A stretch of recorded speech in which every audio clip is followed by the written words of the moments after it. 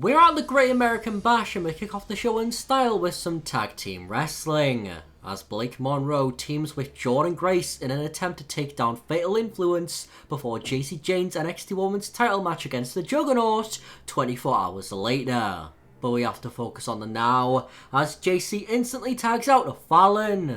She wants none of the glamour, though Henley wants all of Monroe, as she demands for her to bring it, which she does with a slap to the face.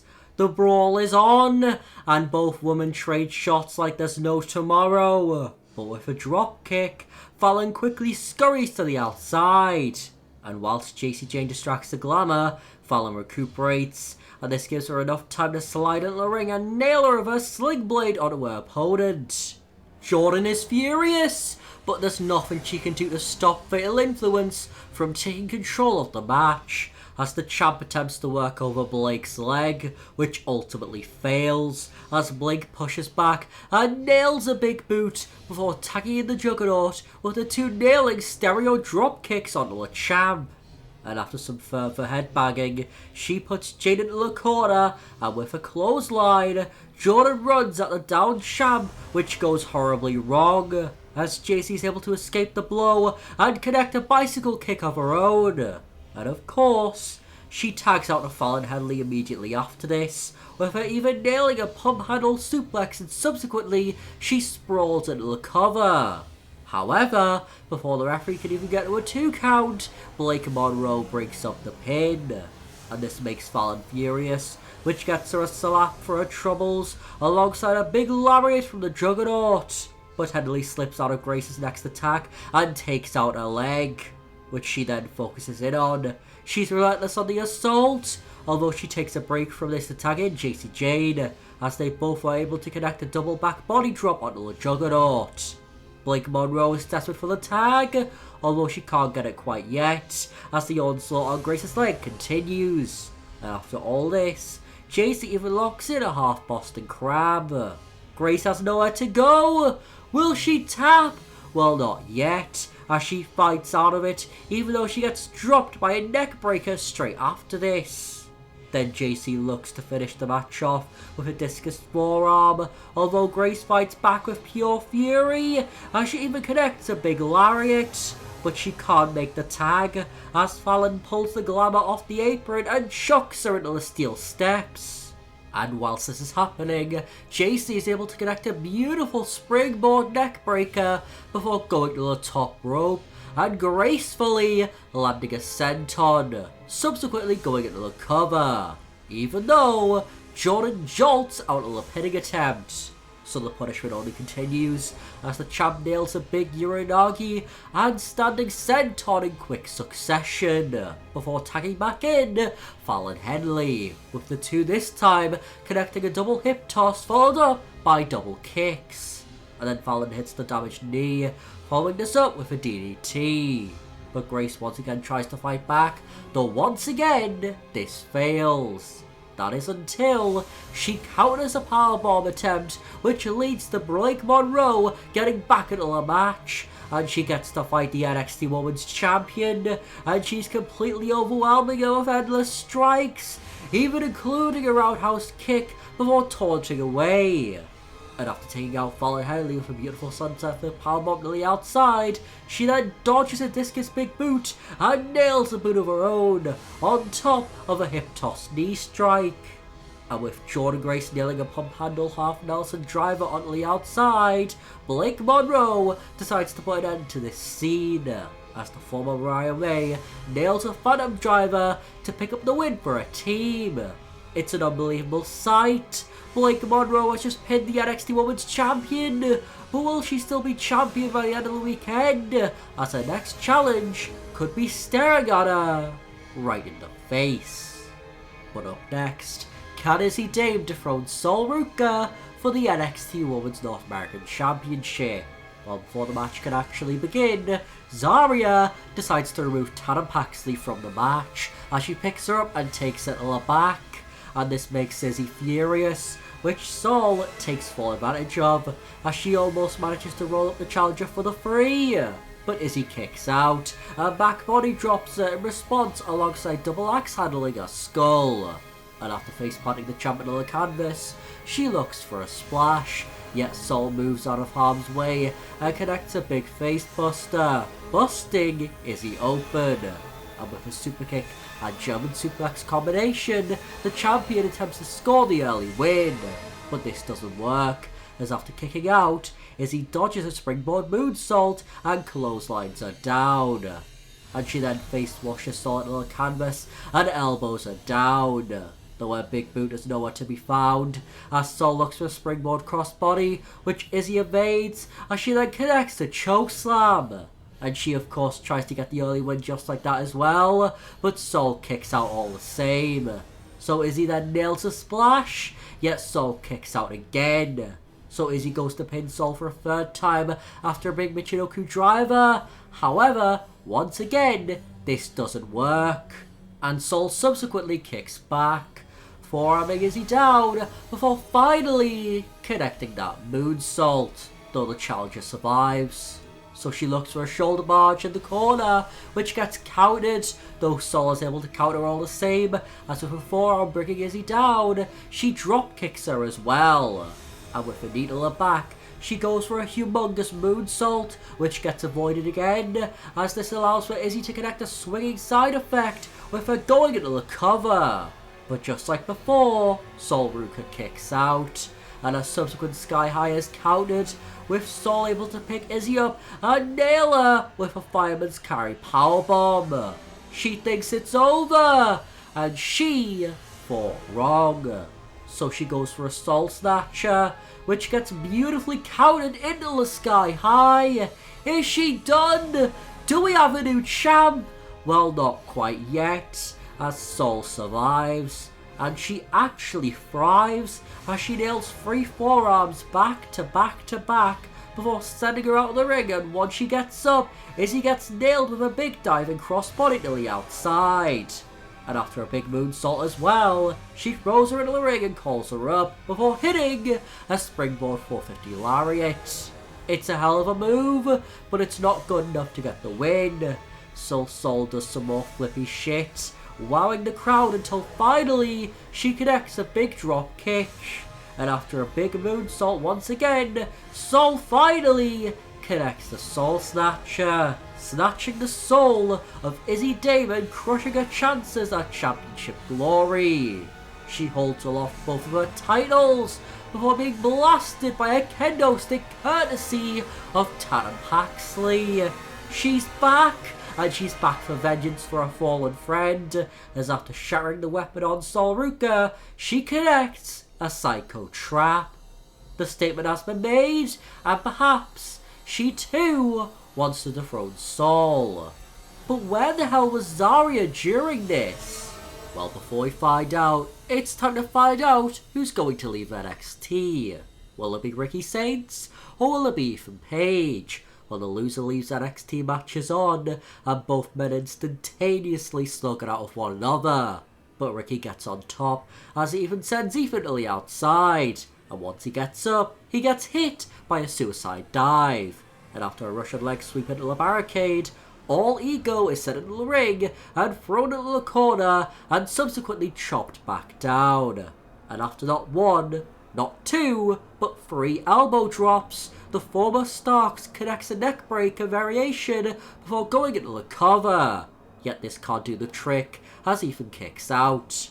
And he subsequently kicks back, as All Ego takes the Revolutionary down by the arm and roundhouse kicks his skull. And with a boot wash, Ethan picks him up and looks for a big move. Yet Ricky evades this and attempts to steal the win with a roll-up, but this doesn't work. Then it's actually All Ego who goes for a cheap roll-up win, though this doesn't work as well, which then leads to a big boot. And from here, Ethan Paige looks for a suplex, although Ricky Saints gets out of it, and even connects a chop block, which is quickly followed up by a tilt-a-whirl neckbreaker. Then Ethan drags himself up into the corner, which gains him a forearm for his troubles, alongside a knee drop from the middle rope. And after a classic nod to The Undertaker, Ricky ascends to the middle rope once more, and once Ethan Paige gets up, he's met by a middle rope spear. Is All Ego banished from NXT just like that? Well, not yet, as he kicks out. and with another nod to Stephanie back here, he goes for his finishing move. Yet Ethan catches his foot and nearly decapitates him with a clothesline. And to attempt to finish the Revolutionary off, the champion connects a picture-perfect snatch power slam. But a perfect move isn't enough, as Ricky kicks out at 2. And from here, Ethan Page snaps, as he nails an Ego's Edge into the turnbuckle, which is followed up with 1 in the centre of the ring.